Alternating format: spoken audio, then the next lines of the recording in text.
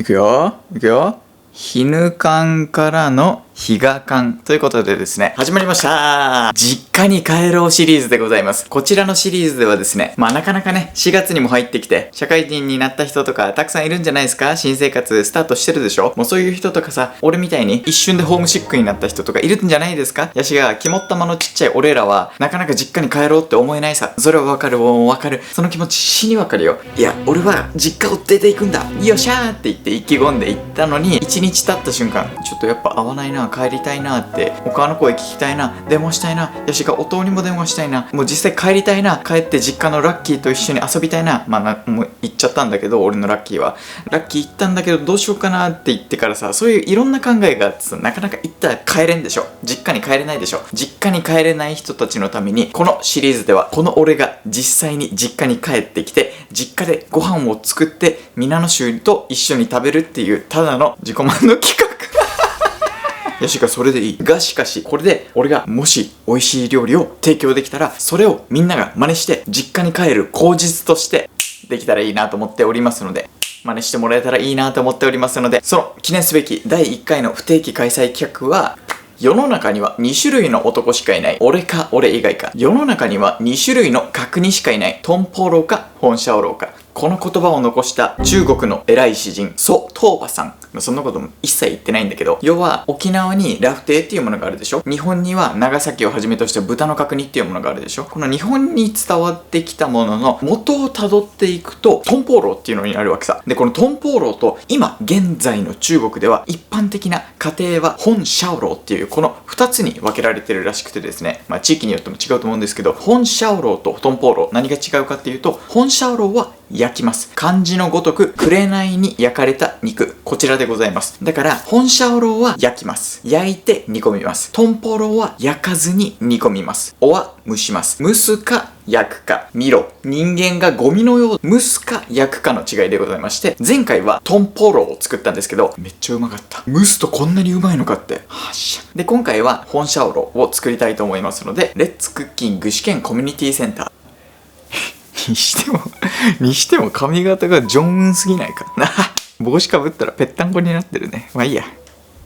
オッケー、おいで。はい、じゃあこのようにね、常温の水と皮付きの豚バラ肉が入った鍋を用意します。それを一瞬で強火で加熱します。蓋した方が早く沸騰するよ。あ、そうだ。これ言いたかったんだ。本シャオロウとトンポーロウってなかなか区別つかんっていう声が多かったんですけど、そんな声一通も届いてないんですけど、どっちも中国の豚の角煮ということで、前トンポーロウを作った時はマジでトロットロだったわけ。もうトロットロ。で、本シャオロウは調べたところ、事前に焼くから肉の赤身の繊維がホロホロって崩れていきやすいっていうのがあったんで、覚え方としてはトンポーロウはトロトーロウ、本シャオロウはホロホロなんて覚えちゃったらいいと思いますけどね。いたやうびと起きろくれ、ひぬかんっていう場合やな。ひぬかん。てかめっちゃ外見えてる。いい、じゃあ強火でね、じっくりコトコトやっていったんで、蓋開けてみるとこんな感じ。開けてみよう。こういう感じでね、マックスで沸騰してくるんで、端からこの弱火にしてあげて、だいたい弱火から中火ぐらいの間ですね。この IH、エコナビっていう IH だったら1か2か3かで、一応別にこのアクもうまみっていう話は置いといて、なるべくこんなして取ってあげようね。最初で皮を下に、俺の息子、いや嘘で、こういう感じでちょっとポコポコってなるかなって、グラッツェぐらい、このグラッツェぐらいグラグラしてくるかなぐらいの火加減をキープしてあげてください。今はボコボコしてないんですけど、これをこういう感じでね、蓋とかしてあげるとポコポコさ加減とかがわかるんで、そこのところは皆の衆で調整してくだされ。で、これで1時間調味料入れずに下茹でで、皆の衆は実家に帰ってるっていう体でやってると思うんで、こういう待ってる時とかさ、おとおかとかにねえねえとかといっぱい話してあげてくださいね。やしが今日俺はいきなり帰ったからおとおかにほとんど全員仕事やさ。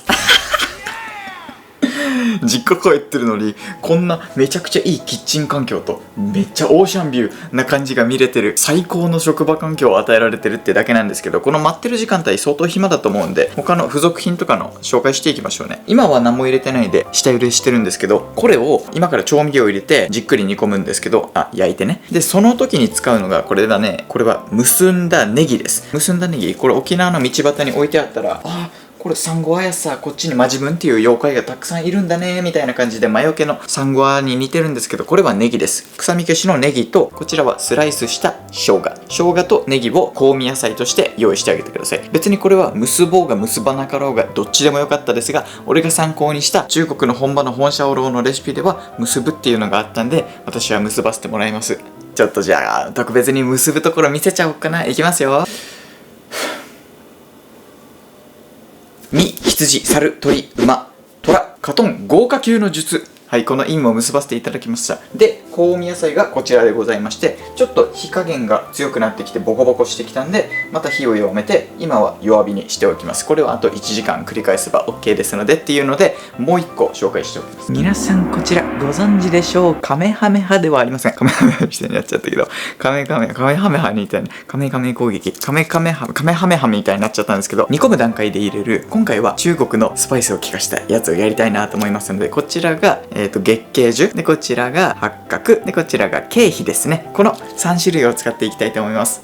誰が洋物のポンハブを見れて、ちょっとそういう方々はちょっとカタカナしか聞き慣れてないと思うんですけど、まあよく言うのがこちらがローリエですね。で、こちらがスターフルーツじゃない、スターアニスみたいな、そういう系ですね。で、こちらが、シナモンですね。はい。シナモン、八角、ローレル。この3種類を使っていきたいと思います。で、お近くに中国から輸入してくる、ちゃんとしたそういうパイプがある人とかがあるお店がある人はこういうねガチモンのやつを使ってあげてください。こちらの品揃えはウイキョウ、サンザシ、八角、シナモン、天草、生姜っていうこのほとんど半数を聞いたことがないようなスパイスを取り揃えているんですけど、多分これを入れたらなかなかねスパイスに味なじみがない人はちょっと待って、これ台湾中国の風めっちゃ吹いてる、やばいですねって思うかもしれないんで、ちょっと苦手な方もいるかもしれないんで、これは今回あくまでみんなで一緒に食べるっていうのがコンセプトなのでなかなか入れないんですけど、正直言うと八角だけでもちょっと好みが分かれると思うんで、八角苦手っていう人がねいたらね、入れないでください。幸運なことに私の実家のメンバーは俺を除いたら苦手なので、いや入れてないよってゆくし言っとけばあそうなんだって言って脳が洗脳されて、美味しいってなってくれると思うんで、普通にごっそり入れるのはローリエ、シナモン、八角、この3種類でいきたいと思いますので、香味野菜とスパイスを用意してください。これくらいの火加減で1時間おにぎりで暇を持て余してる私と皆の衆のために、この待ってる時間でもう煮汁を作っていきたいと思います。調味料配合ですね。この動画を満足に陰謀が入る前から見てる皆の衆だったらお気づきの人もいるかもしれないんですけど、大体豚の角煮って基本的に醤油と砂糖、酒、水、この4種類で何とか成り立ちますんで、これがベースっていうのは覚えておいてください。で、より中国に近づけたい人はこういう風に醤油を2種類用意してあげてください。清中湾と老中湾、この2種類ですね。で、お酒は別に何でもいいんですけど、紹興酒。砂糖はこういう風な氷砂糖、これが本場らしいです。これの配合としてはですね、甘めの味付けが好きな人は醤油1、酒1、砂糖1、この味付けにしてあげてください。で、甘みが苦手な人はこの砂糖を半分の量にしてあげてください。本場のレシピはね、もう水の代わりに紹興酒 100% でやるって書いてあったんですけど、前回のトンポーロでそれやったら地獄みたいな味がしたので、そう美味しかったけどちょっと癖強めだから、今回は 100gで、ちょっと今回甘めの味付けにもしたいのでこれくらいです。72.5g。 清中湾と老中湾ってあるんですけど、この老中湾っていうのが日本でいうところのたまり醤油ですね。味はそんなにしょっぱくないんだけど、甘みがあってとろみがあって色味が強いし、このたまり醤油が老中湾です。清中湾っていうのが日本でいうところの薄口醤油ですね。色はなかなか薄いんですけど、塩味がしっかりあってしょっぱいって感じの味付けのための清中湾薄口醤油ですね。ない人は普通のキッコーマンさんとかそういう醤油を普通に 100g 入れてあげてくださいね。で、これの配合としてはこちらを3対1の割合でやっていきたいと思います。なので清中湾を 75g、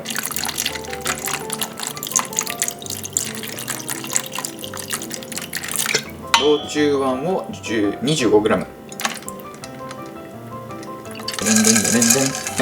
これで調味料はだいたい OK です。で、そこに今回は2時間煮込む予定なので水は 500g 入れます。1時間だったら400でいいけどさ。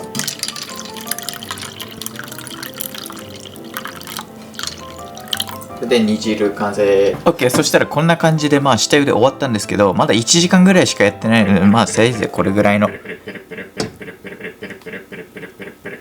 さ加減ですね。はい。で、これをだいたい3センチ角に切っていきたいと思います。だいたい指4本分だから、これが割る2で2本分になるから、指2本で3センチ。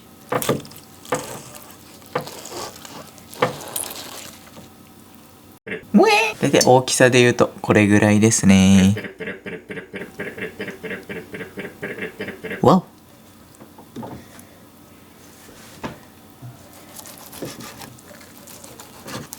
熱っ。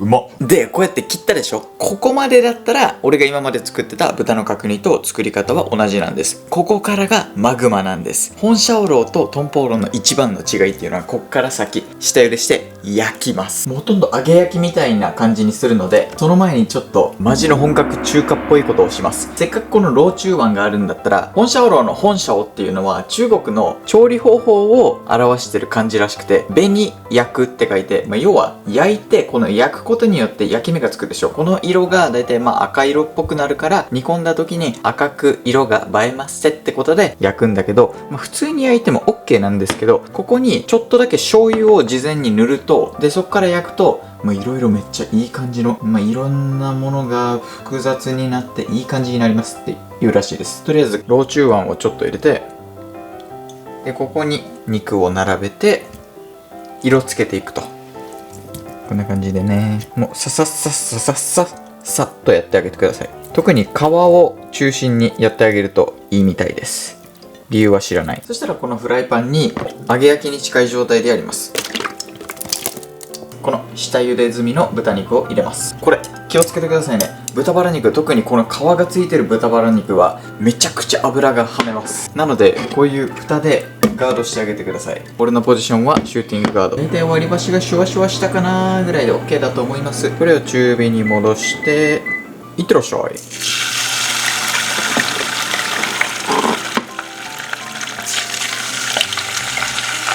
跳ねるから気をつけてね、マジで。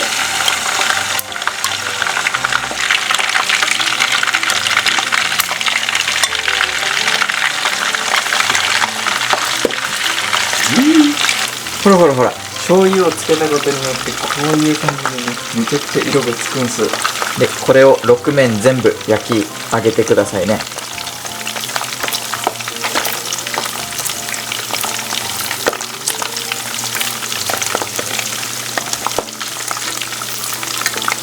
あっちゃ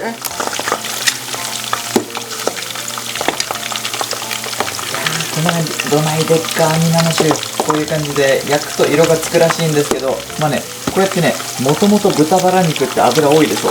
油多いのにこうやって油で揚げるんかと、そうおっしゃってる私の心、めちゃくちゃそういうのは分かりますが、しかし豚の油って油は油に逃げるので、これって意外と油を落としてる調理になるらしいんですよね。知らんけど。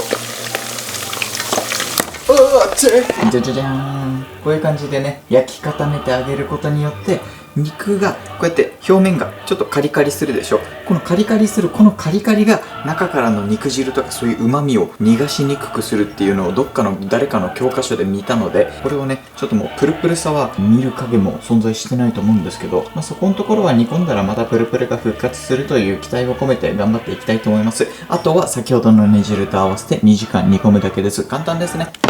ほんたらそしたら先ほどの鍋に肉入れて待って、一個言っていい？焼いたことによってもうめっちゃこの香ばしい香りがしてきて、正直この時点で食べるのもただのサムギョプサルで柔らかくて美味しいと思うんですけど、だがしかしここからがマグマなんですよね。てかお前何これお前何？なるべく皮を下にして、さっきのサンゴアみたいなやつと生姜入れて、家族には内緒だけどシナモンもで、さっきの煮汁をガッチャンコ。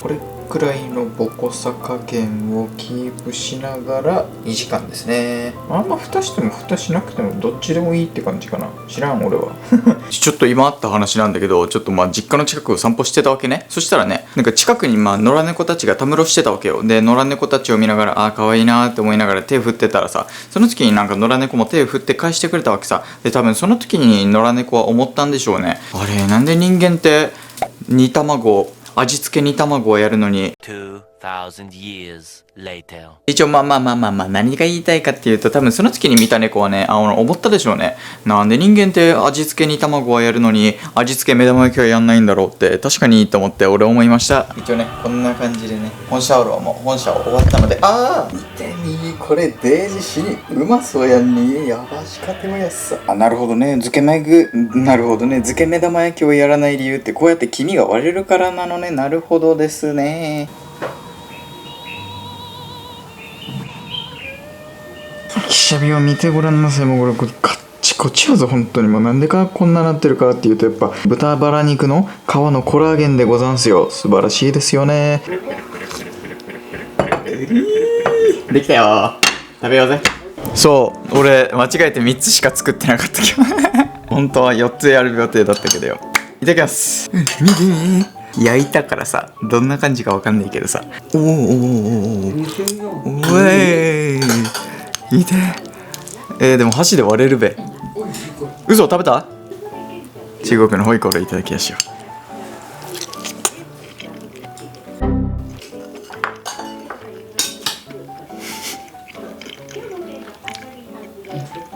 う。俺ホイコーローはホロホロだ。本当にうまい。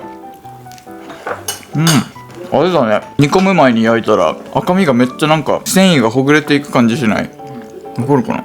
めちゃくちゃ繊維がすごいので、この表面が硬くなってるから、焼き目が硬くなってるから、これがめちゃくちゃ香ばしい感じがしてめっちゃ美味しい。やばい。やっぱ煮込む前に焼くのもいいんだね。俺今までさ肉が硬くなるかなと思ってちょっと避けてたけど、人間って歯があるから絶対に噛み切れるさね。で逆にこれぐらい食感があったら美味しいさね。わかる？なんで俺の卵がない？取ってくれてた。このご飯もねやって、これをちょっともうギルティーわらび通りするわけさ。見たくよ。ありりりりりりアリーベデルチやば。いただきます。最高。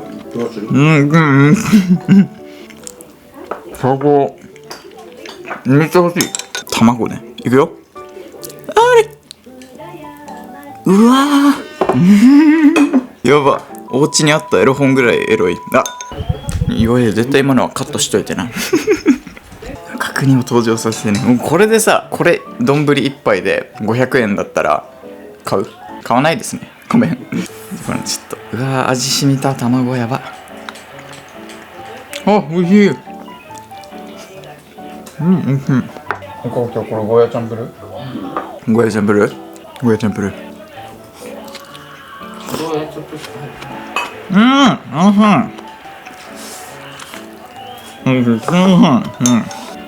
ということでみんなも本将来使ってみてね美味しいから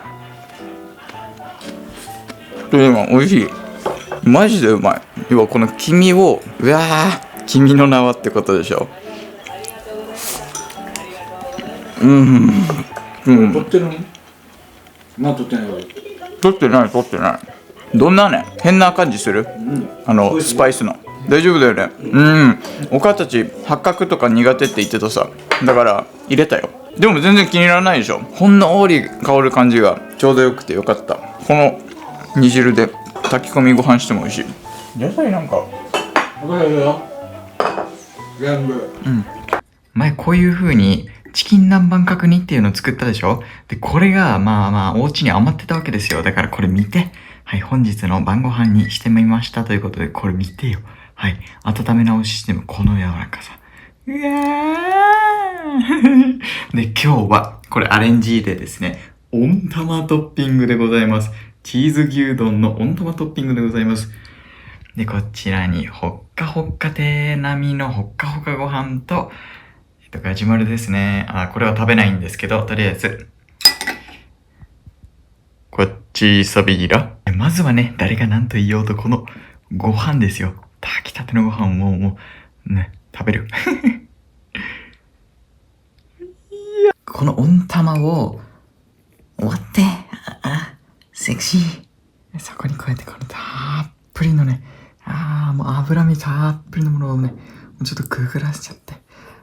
エロいエロい。で、これをちょっと頭悪い程度にご飯に乗っけちゃって。おーい。